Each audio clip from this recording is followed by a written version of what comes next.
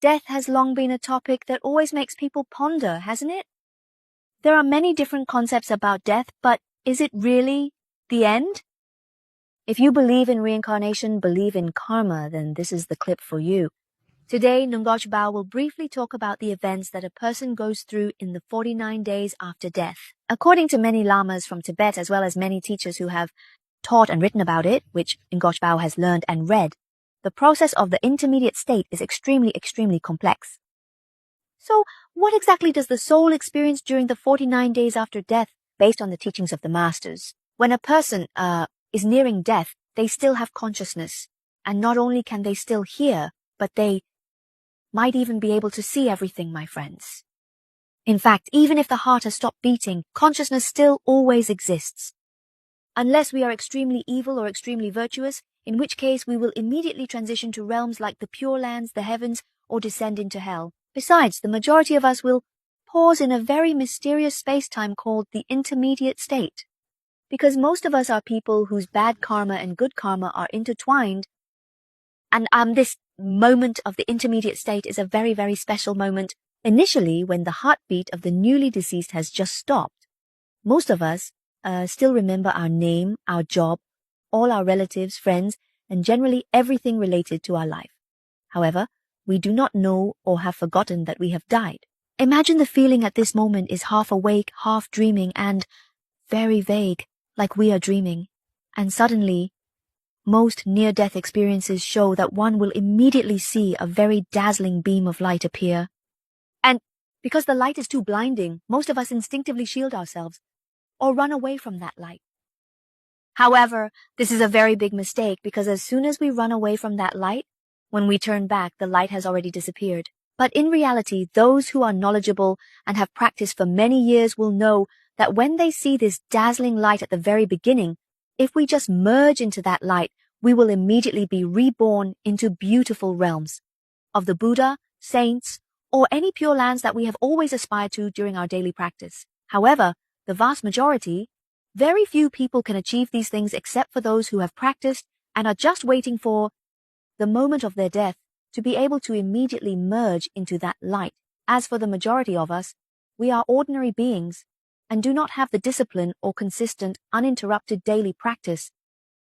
So it is very difficult for us to recognize the dazzling light at the moment our heart stops. Therefore, we will move on to the next stages, and right after the dazzling light disappears, we will see stern-faced demons rushing towards us one after another, and we keep running because we are scared.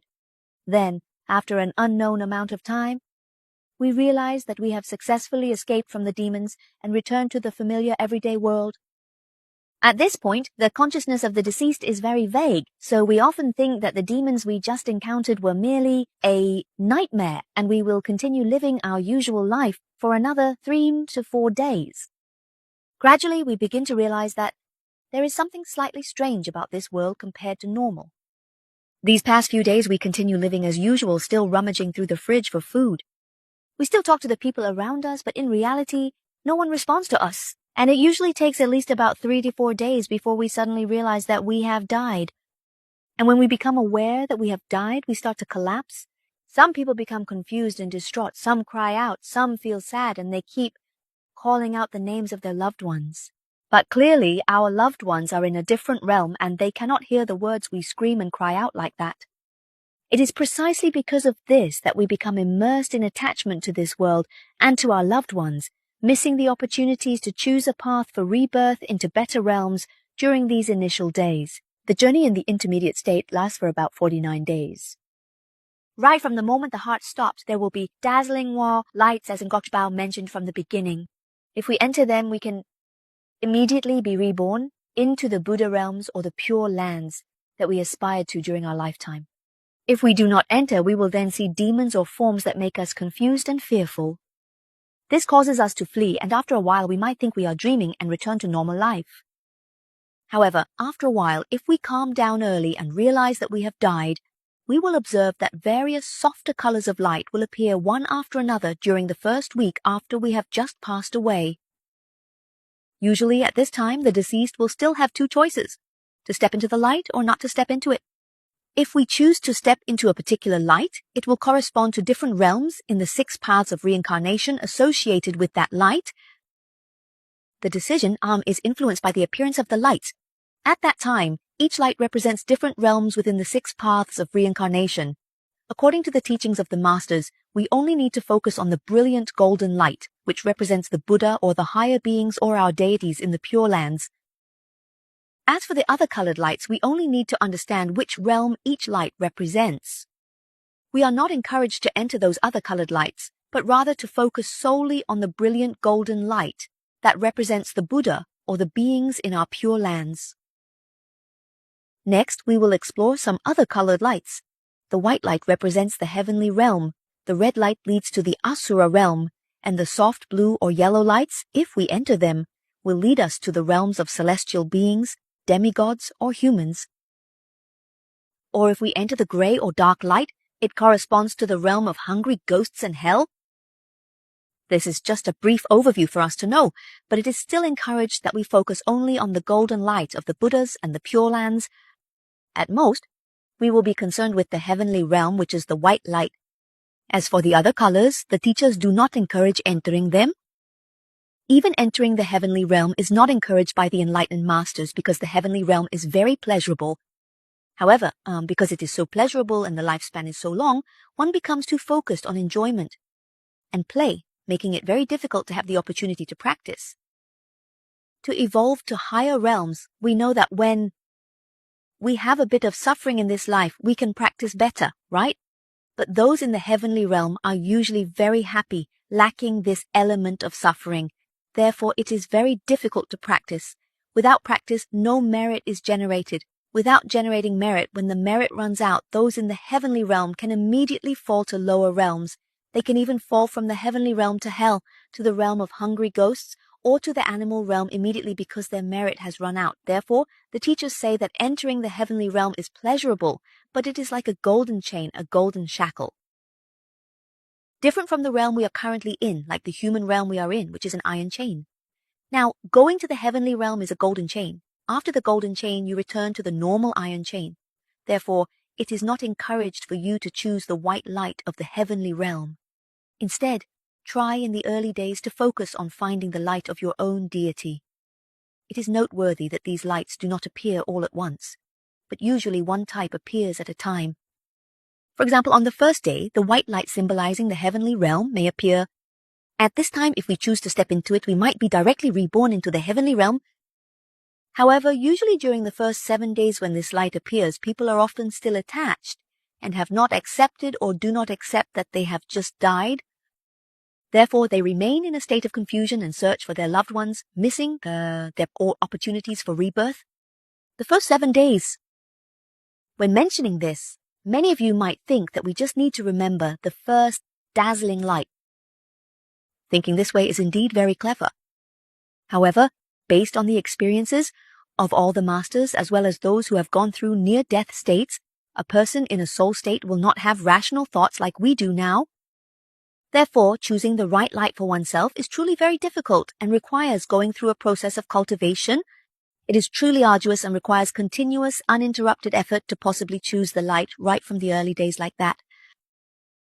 Otherwise, typically souls will rely on their previous cultivation and personal habits and preferences to choose according to their preferences.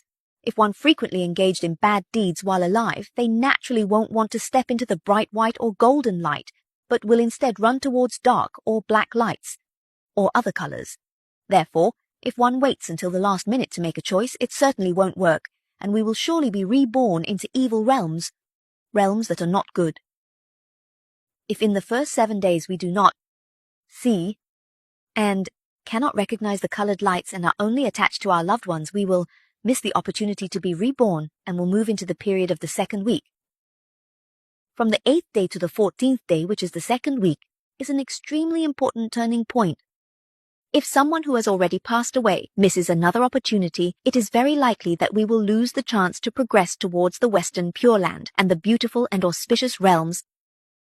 In the second week, we no longer see the harmonious scenes ahead, nor do we see the beautiful landscapes in front of us anymore. Instead, various types of demons and spirits appear. For example, on the 8th day, 3-headed, 6-armed demons will appear. Or things that make us very confused and frightened. The things that appear during the days of this second week will depend on the karma we have created while we were alive. Once we become confused and run away, we will find that the monsters that appear next will be even more terrifying and dreadful. However, if we have learned and understood, we will realize that at that moment we are already dead, and when we are dead, we no longer have a body. Without a body, everything that appears and attacks us is merely attacking the illusion, our soul, as there is no body left to attack. Therefore, if the soul of the deceased can remain calm and face the demons and those terrifying scenes, without fear, calmly confronting them, we will discover that at the moment of confrontation, the demons will immediately disappear in an instant. It turns out that those demons are merely illusions created by our karma. If we have been informed beforehand, we will understand that at that time we no longer have a body, and without a body there is no flesh and blood. Therefore, all demons or all the scenes cannot harm us. Once we understand this principle, we can see through the illusions that come from our own inner demons and can overcome everything to choose the right path of rebirth for ourselves into the good realms based on the teachings of the lamas, the strong light that appears in the first 7 days, as well as the demons that appear in the 7 days of the second week, are all Buddhas and higher beings coming to guide us to the good realms. It is only from the 8th to the 14th day that the deceased is deceived by their inner demons, causing them to see Buddhas as demons. If we can calmly face the demons that appear from the 8th to the 14th day, the gentle lights of the first week will reappear, giving us another chance to choose the corresponding colored lights of the realms in the 6 paths of reincarnation for rebirth. And if we can recognize the dazzling radiant light, then naturally we can proceed directly to be reborn in the Pure Land or the corresponding pure realms according to our practice while we were alive. If we cannot do it and run away, starting from the 15th day, which is the beginning of the 3rd week, we will no longer see any deities or Buddhas. Instead, we will see different scenes. These scenes will represent different realms within the 6 paths of reincarnation. When they appear, the deceased should not approach them carelessly, because making the wrong choice. Then in the next life, we will immediately enter the realms within the 6 paths. And if we hastily approach these realms, it is very easy for us to mistakenly choose the path of hungry ghosts, hell, or animals, where we will experience a world much more painful than the human realm. The realms that manifest at this time are truly numerous, varying according to the karma of each person during their lifetime. However, today Bao will summarize some of the typical scenes mentioned by teachers and Tibetan lamas in some very famous books, so that we can have an overview and gain some knowledge as a guide for us to make it a bit easier to get through these 49 days, starting from the 15th day onwards. Firstly, if we see barren, desolate lands or swamps devoid of any life, then never go there because that is the entrance to the realm of hungry ghosts. Secondly, if we see a cave, never randomly enter it, or even an underground tunnel, do not enter either because that is the path leading to the realm of animals. Thirdly, if we see black and white houses accompanied by sounds of wailing and lamentation, we must turn back because that is the entrance to hell. Fourthly, if we see a beautiful lush forest, do not casually step into it because that is the realm of asuras. Fifthly, when we see palaces of happiness, I also advise you not to ever enter that path because it leads to the heavenly realm. And the heavenly realm, as mentioned at the very beginning, is very blissful, making it difficult or nearly impossible to be close to the teachings and practice because it lacks the element of suffering. Beings in the heavenly realm are very happy, while those in the asura realm are easily angered and irritable. Being too happy or too angry both make it impossible to learn the Buddha's teachings. Therefore, among the 6 realms, the human realm is the best choice from the 1st to the 15th day. Therefore, recognizing the scenes that represent the human realm is truly a very important task. So now Bao will talk about the human realm. In the Buddhist scriptures, it is clearly recorded that our world is in the human realm it is divided into 4 continents: North Kuru, East Purvavideha, South Jambudvipa, which is where we are now, and West Aparagodanya. And among these 4 continents, although South Jambudvipa, where we are, is the place with the lowest lifespan, only 105 years, and has many sufferings, the most suffering among the 4 continents. However, the Buddha also guided and the teachers also instructed that one should find a way to enter South Jambudvipa, because in our realm now it is the best place for cultivation. Although it is suffering, it is this suffering that can lead to enlightenment in the future and can elevate one's spiritual realm. Therefore, from the 15th day onwards, we must recognize the images to be able to proceed to South Jambudvipa, which is also where the earth exists.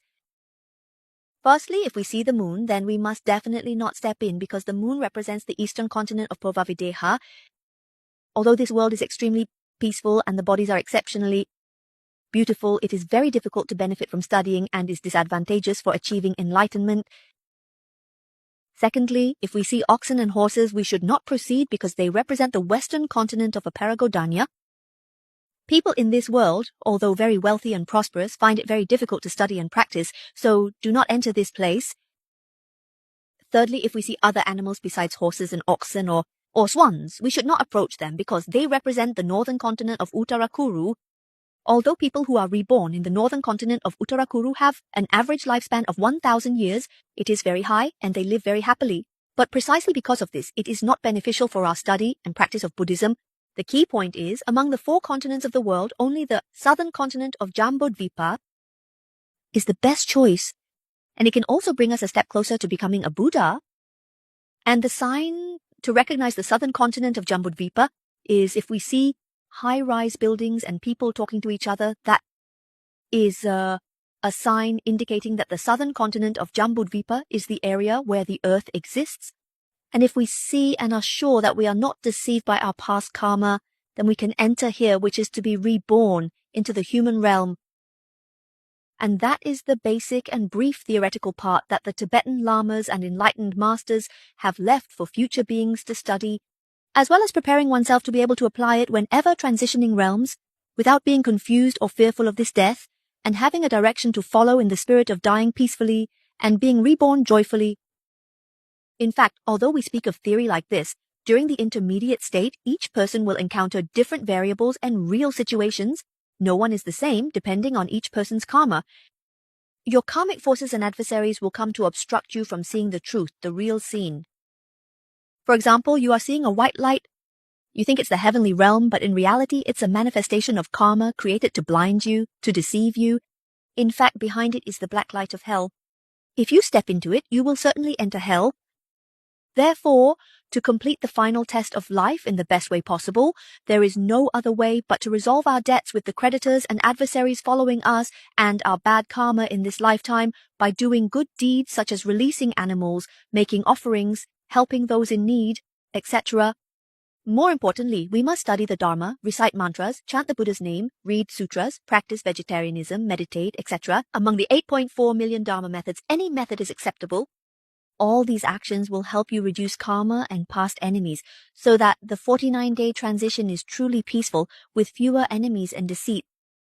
I hope this clip has somewhat conveyed the teachings of the masters to all of us.